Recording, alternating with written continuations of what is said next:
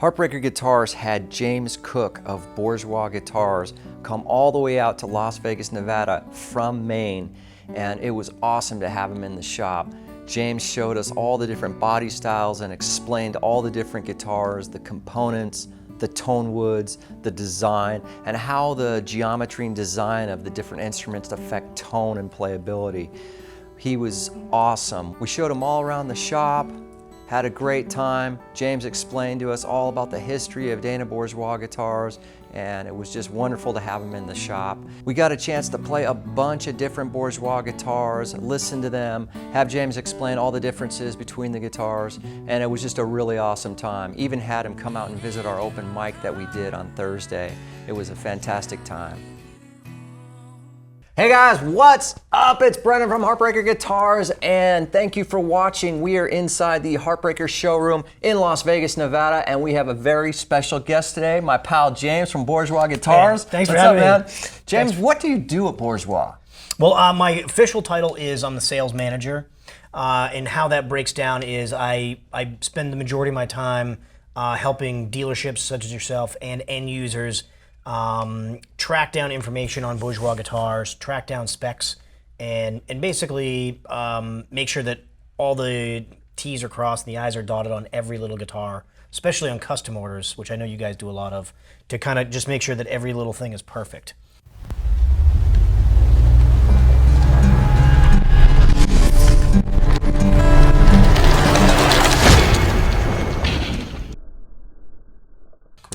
I also am lucky enough to get to work with Dana on some of the materials selection, sourcing of different woods, and traveling around to do fun wood buys and things like that. So we all wear a lot of hats at Bourgeois.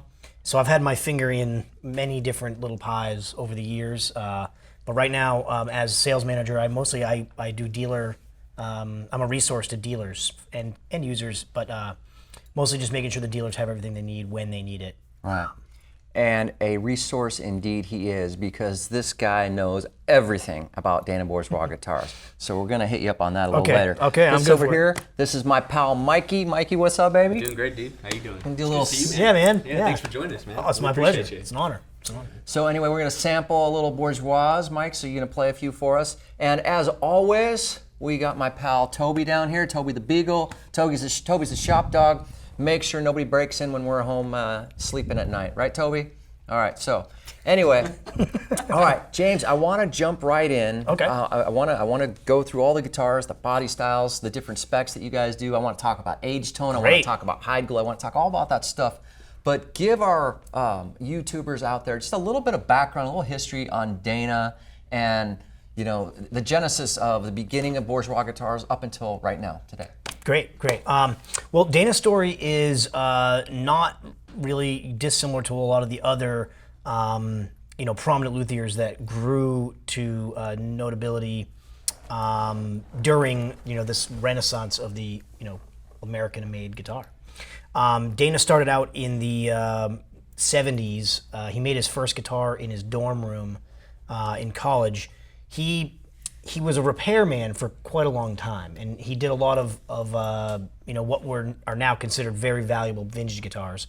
At the time, were just old used guitars, and so he was doing repairs all the time, day after day, and he kept running into a lot of the same problems. A lot of the old 30s and 40s Gibson and Martin guitars that he really loved, they had the same problems you see over and over again over time, like neck resets or different bridges falling off, or some of the other classic Martin repairs, like the cracks that run down the sides of the fingerboard here, and things like that. And at one point he just said, I think I can make a guitar that answers some of these questions. So he started building, and his first few guitars were nylon string guitars. And he moved from there. I'm not sure exactly how many. We think it's maybe 7 or 9 guitars later he attempted his first steel string, which, fun aside, recently came back to the shop, the first Bourgeois steel string. So we've been on kind of a unofficial mission to kind of document all of his earlier instruments through photographs and specs and whatnot, and trying to find some of these really old ones. You wouldn't believe some of the amazing stuff that has surfaced recently as a result of these efforts. But without digressing too far, Dana started building guitars in the Martin tradition and whatnot, and then he kind of got involved with a store that was in an adjoining state, and through that store he met Eric Schoenberg, famous at the time fingerstyle guitarist, very talented guy, incredibly sweet. Him and Dana collaborate on stuff to this day, and they began Schoenberg Guitars. Schoenberg Guitars is an interesting enterprise by today's luthiery standards because they had an arrangement where Martin would build the guitars. Eric and Dana designed the guitars. Martin would build them out of materials that Dana selected, and then Dana would go down to Nazareth and voice the guitars, have them boxed up, and then he would do finish them off and whatnot. And they were made with the Schoenberg label. And this is really what put Dana on the map because at the time, Martin was no longer producing a long scale OM model. They were all triple O's. And so Eric and Dana, who had this kind of a extensive experience with the actual pre-war examples, kept saying, these long scale ones just sound a little bit better. They just have a little bit more projection, a little bit more clarity, and a little bit more volume. Let's kind of move in that direction. And through all this, they ended up working with Martin to relaunch the long scale OM. What's now the OM line is a longer scale version of a triple O. Mm-hmm. And so they kind of worked together to develop this new model with Martin, and now Martin offers this to this day. And they also developed the very first cutaway on an OM long scale. So now this is a very, very common thing that you see on virtually all manufacturers. But that's kind of what put Dana on the map. Right. The name of that model was the Soloist model, which is a model that he's still currently producing today with a pretty guarded set of specifications where you can't just get those same specs and put them on a different guitar and call it a Soloist. Right. It has to be a Soloist, which is a testament to Dana's attention to detail about really everything.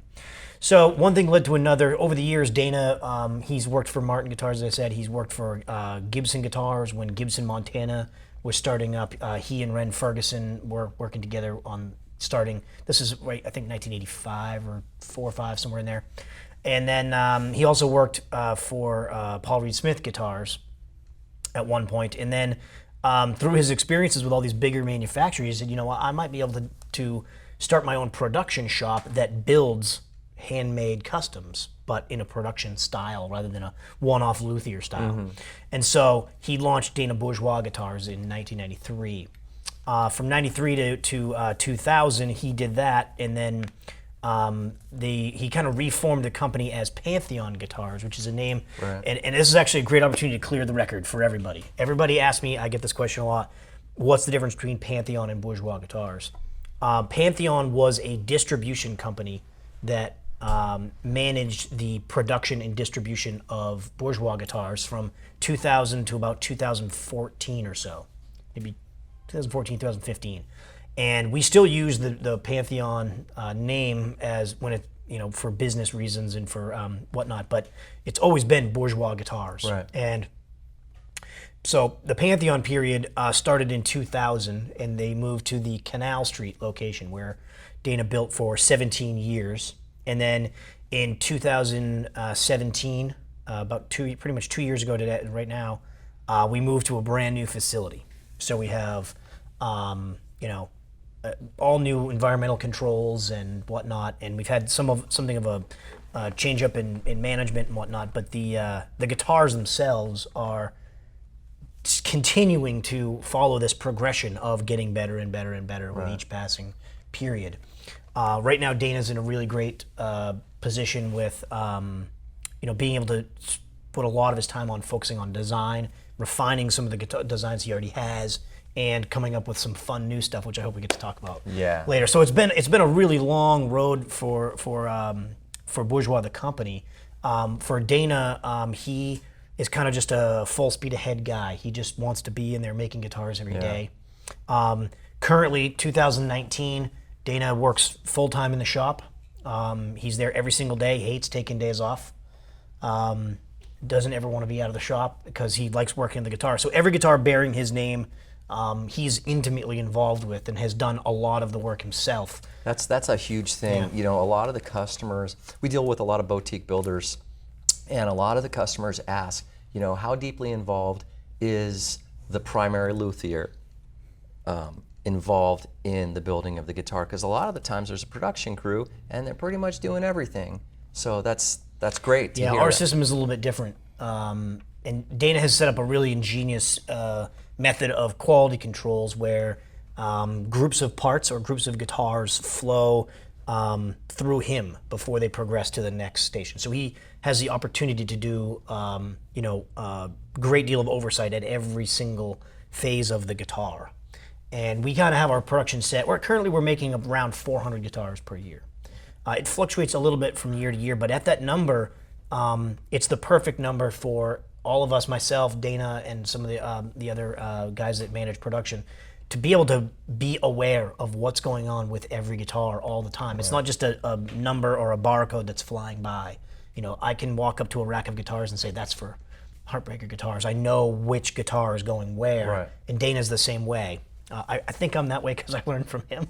But it's the perfect number of guitars where you only have to focus on what's in front of you, and you don't get lost in the mix of 400 guitars. Now, for a shop like ours, that's a really big number. Some of the bigger companies out there, 400 guitars is Drop in the bucket. it's an afternoon. Yeah, yeah. But the way we like it, the size it is, honestly. Growing too much is not really in the cards at the moment. Every company likes to get bigger, but I don't know. We'd rather make good guitars. Yeah. I don't know. The other question I get all the time, a lot of these brands you can't find in every city. So the players out there, they don't get an opportunity a lot of the time to play these instruments. Not just you guys, Yeah, I know. Loudon, Yes. Huss and Dalton, and it's unfortunate, but it's a reality. So I get the question all the time, asking to distinguish between these guitars. What's the difference? What's better? I get that question a lot. What's better, a Loudon or a Bourgeois? And it's always, well, it's not better, it's different. Yeah. But what I would like to hear from you is, when somebody asks you that question, well, what's different about Bourgeois from Huss and Dalton or Santa Cruz or this guy or that guy? Because you guys are all great, and everybody makes a great instrument. They true. really do. They really do. It really comes down to personal preference. But in terms of design and other, tone woods and whatnot, what does make Dana Bourgeois different from other brands? A couple simple answers there.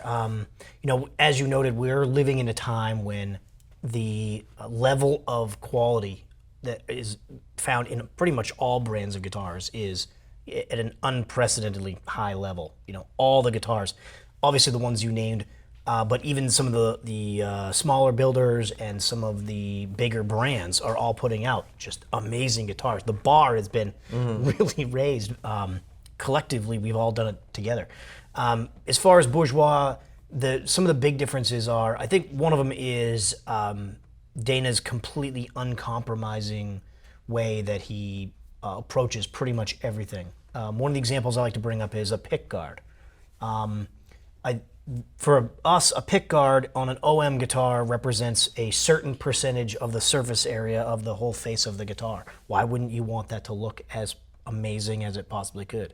So we spend countless hours perfecting something as simple as a pick guard. And it's about once you get one thing figured out, then you move to the next thing. Like I've got a nice rug. Now I need a nice chair to go with the nice rug. Right. And you can move through an entire guitar, basically analyzing every single little thing. How can I make this one little thing better? How can I make this one little thing better? Right. How can I make this one? So constantly trying to raise your own bar, trying to outdo yourself all the time is kind of a hallmark of the guitars, but because it's a hallmark of Dana's personality, if that makes sense. Right. The other big thing I would say is Dana goes to great lengths to impart his knowledge onto his team. There have been periods where there were, trainers, dedicated trainers, where it's like training this guy to, carve the neck or whatever operation of the guitar might be. And now we have a master class series where we actually, each department head has to give a class and teach the other employees. It's a mandatory program to teach them how to do the other operations of the guitar. And so Dana will come in and he'll teach all the guys. So for example, currently, at the moment, every guitar bearing the Bourgeois name is voiced by Dana Bourgeois. He invoices it himself. there's about a half a dozen of us that can do it, that we've trained, we've practiced, we've done it over and over again. And here and there, if Dana has to go, say, he gets a lot of speaking engagements, so if he has to go to, say, Cremona, Italy or something, he will have one of his main guys do the voicing. And they come out great. You wouldn't know the difference, but it's a testament of how his training methods work. Yeah. So and then the biggest one, the number one reason that I think sets Dana's guitars apart. We all have access to different stashes of materials. One thing that doesn't get discussed enough, I think, in boutique guitars is the sourcing of materials and the grading of materials. And everybody has different grading standards and everybody has different sources. One of Dana's hallmarks is he buys materials. He has multiple suppliers for each thing. Like, let's say, for example, Adirondack spruce. We can buy that from several different suppliers. And his theory is that of the 5 major components to voicing a Bourgeois guitar, the number one is selecting the materials. So it comes down to having great relationships with wood suppliers, wood vendors, cutting out middlemen in wood supplies and things like that. We're very, very lucky because a lot of people we buy wood from, we've been dealing with for decades. Longer than I've even been in the business, people have been selling Dana wood. Would you touch on like design differences, bracing, that kind of stuff? Yeah. A lot of his designs are kind of extensions or emulations of some of his favorite pre-war style guitars made, either in the Midwest or in Pennsylvania and whatnot. And he's taken those guitars and applied some different techniques to try to answer some of those questions I mentioned at the top about, seeing the same repairs over and over again. Like, say, for example, a neck reset. The common theory is that every flat top guitar worth its salt is going to need its neck reset at some point in its life. Well, why wouldn't you make that easy on yourself? And so he developed a bolt-on neck back in, this must be the late 80s. Since then, the bolt-on neck, now he's taken a lot of heat for that.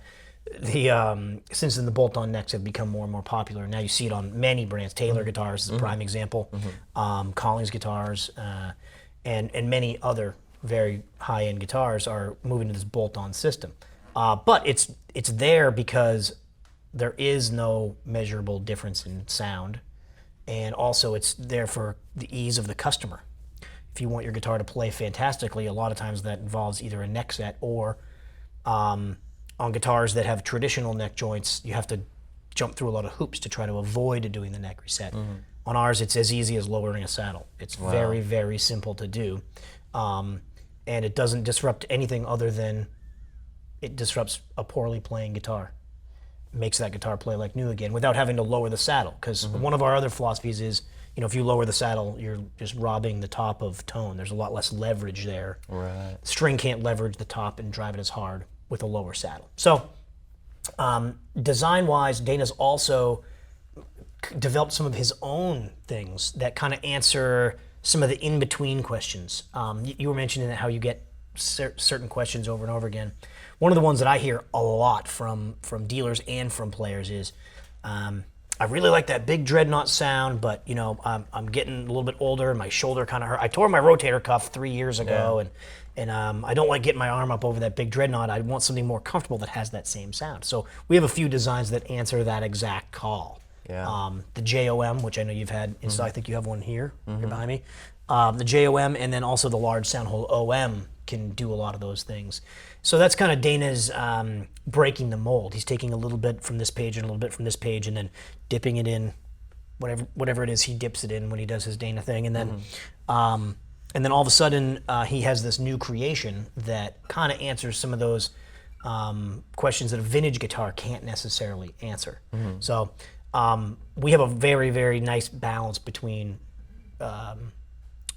traditional guitars, like jumping off points, like pre-war designs. As far as the outline goes, it's really similar to that. But then we also have designs that he's done from scratch. Like, for example, the Banjo Killer is another very popular model that is kind of a hybrid there. It's built on a slope shoulder dreadnought body, but other than that, under the hood, it's completely Dana's own creation. Right. So bracing wise, Dana does do some really unique things there as well. I think deviating from that. We'll have to see how the V-Class experiment or a line of guitars plays out. I've played them. I think they're fantastic, and I'm just curious. V-Class with Bourgeois. Oh no. Or are you talking about Taylor? I'm talking about Taylor Yeah. breaking the mold Okay. of X bracing, which other people have done, but never at such a massive scale. Yeah. I'm very curious to see how that pans out in the long run. Breaking from the X brace is a radical move, and I give huge kudos to those guys. I think customers they have an idea of like reliability. They don't want to get too far into experiment land. Yeah. Right. And so that's what a lot of Dana's experiments are with varying the width and heights of braces to achieve different tonal effects, scalloping in different areas on different braces. Right. Sometimes not scalloping one side of the X brace and scalloping the other. Can do really incredible things for the balance of a guitar. Yeah. Which, when we get into talking about tone and whatnot, I'd love to talk more about Dana's philosophy on balance, because that really is one of the big drivers of the sound of his guitars. They certainly are that. Well, if it's okay with you guys, I'd like to jump in and start playing a couple of these guitars. All right. And give the folks out there a little sample of what the different body styles and tone woods actually sound like. Okay, great. So let's do that now. I love it. Hey guys, if you missed any part of our series with Bourgeois Guitars, just go back and check out. We have 3 parts, part 1, 2, and 3. So do check out the lengthy interview with James Cook of Bourgeois Guitars. Thanks for watching.